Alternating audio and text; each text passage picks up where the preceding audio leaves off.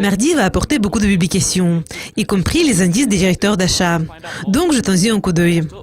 La première publication est celle d'une estimation finale du PIB du premier trimestre de l'Allemagne qui va paraître à 6 heures. Selon une estimation préliminaire, l'économie allemande progresse à son rythme le plus rapide sur 4 trimestres. La balance commerciale de la Suisse pour avril va paraître à la même heure. Le mois de mars a été le mois le plus faible du premier trimestre, car les exportations ont connu peu de changements et les importations ont progressé. Les publications suivantes seront celles des estimations préliminaires des PMI de plusieurs pays de la zone euro pour mai. Et les données de la France vont paraître à 7 heures. Les PMI de l'Allemagne vont suivre une demi-heure plus tard.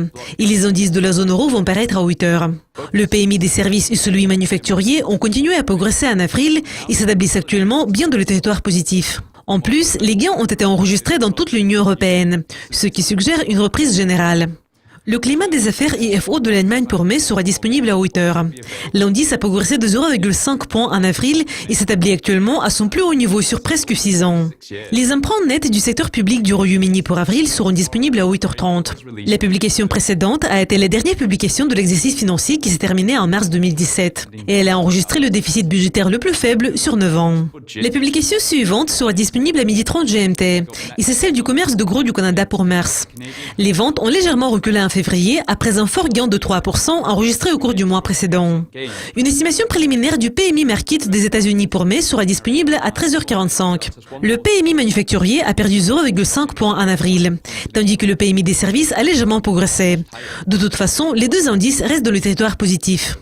Les ventes de maisons neuves des États-Unis pour avril vont suivre à 14h. Les ventes ont bondi en mars ayant atteint leur plus haut niveau sur 8 mois.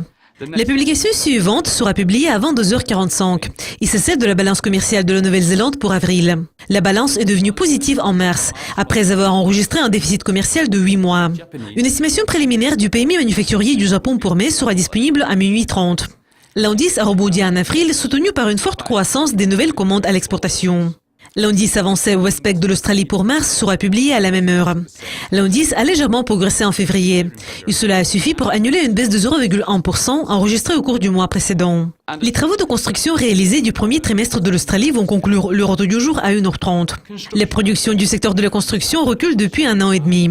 Mais la baisse du quatrième trimestre a été plus petite qu'un glissement de 4,4% enregistré au cours du trimestre précédent.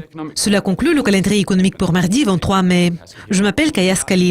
Ne manquez pas notre prochain calendrier pour mercredi. Au revoir.